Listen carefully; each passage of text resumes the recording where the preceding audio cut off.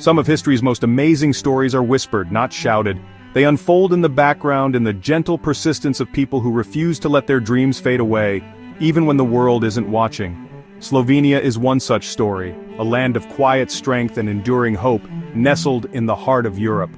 Tucked between the majestic Alps and the sparkling Adriatic Sea, Slovenia spent hundreds of years as a part of someone else's map, ruled by big empires, passed between neighbors, its identity often overlooked by the powerful.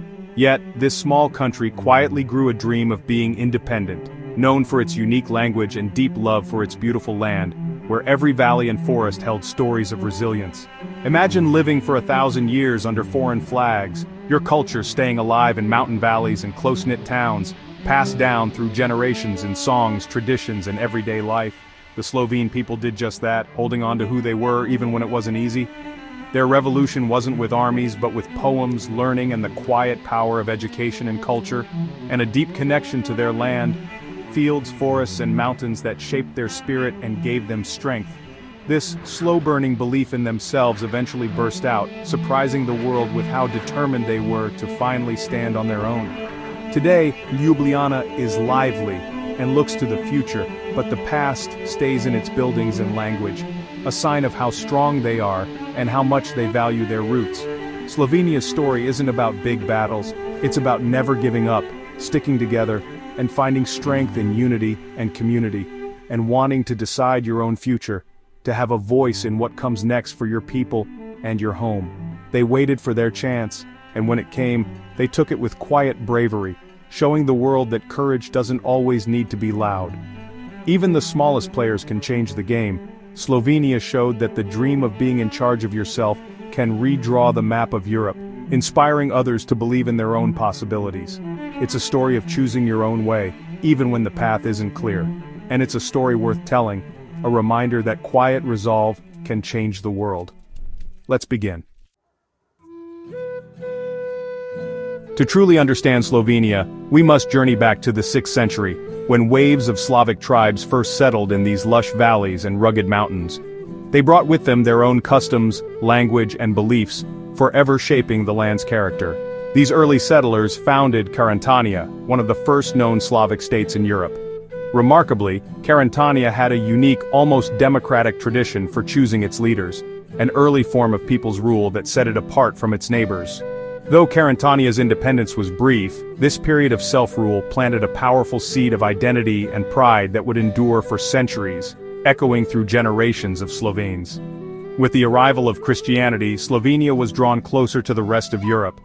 This era saw the creation of the Freising manuscripts, the first written words in Slovene, marking a milestone in the region's cultural history, and connecting its people to a wider world. But soon, powerful neighbors cast their eyes on these lands.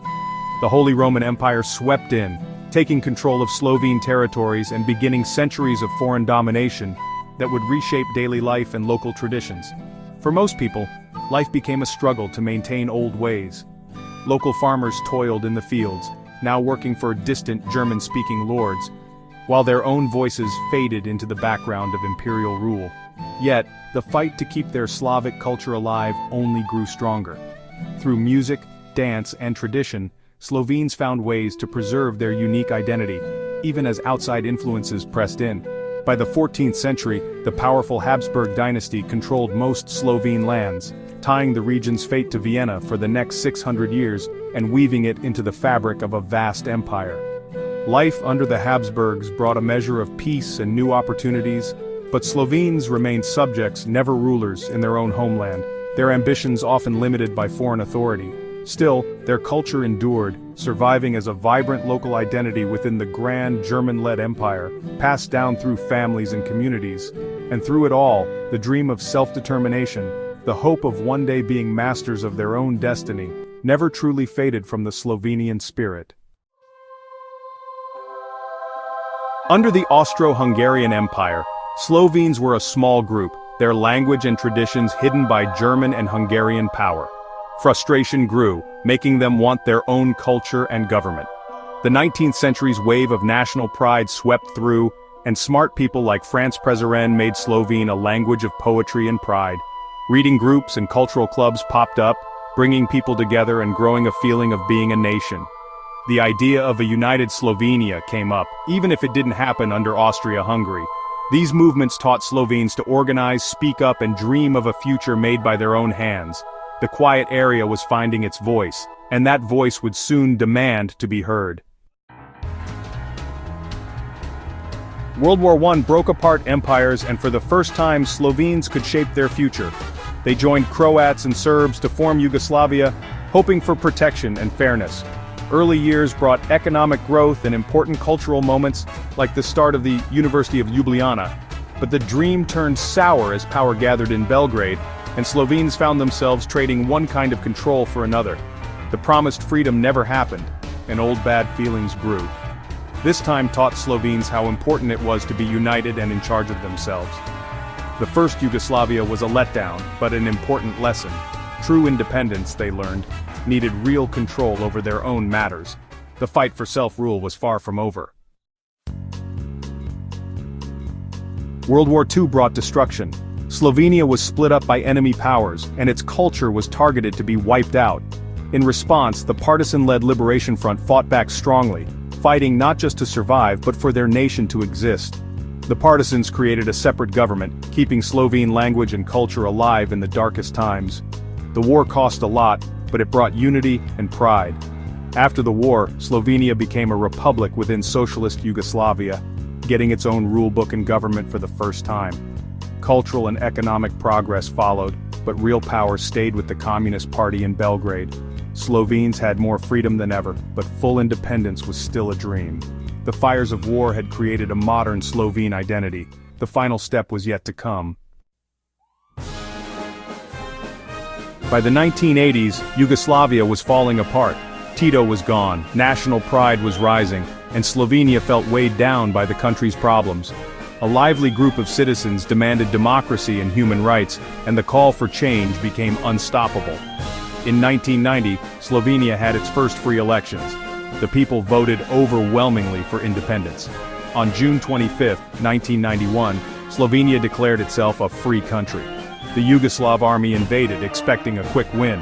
But the 10-day war showed otherwise. Slovene forces, motivated and organized, fought back fiercely.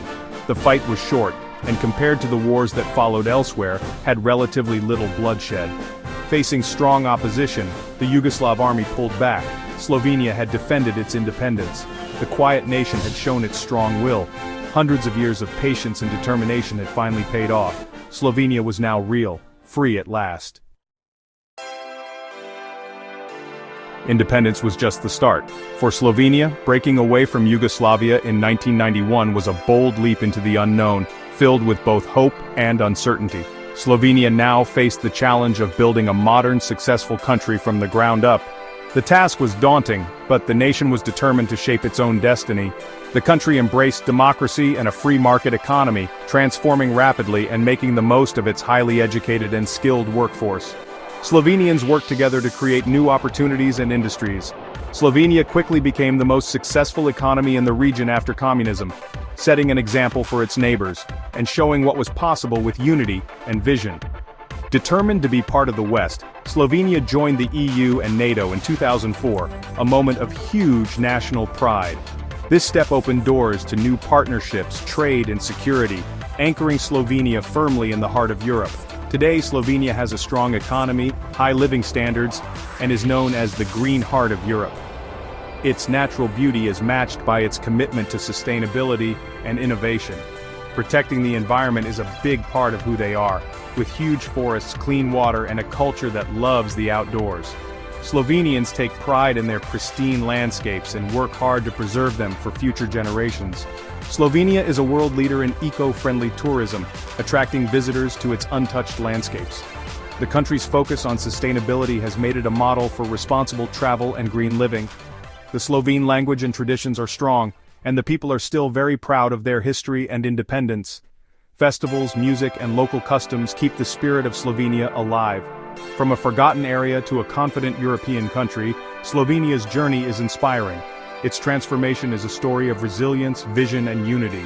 It proves that with quiet determination and a clear plan, even a small nation can decide its own future and thrive on the world stage. Slovenia's story is a testament to the power of never giving up and having hope. It reminds us that even the smallest countries can make a big impact when they believe in themselves.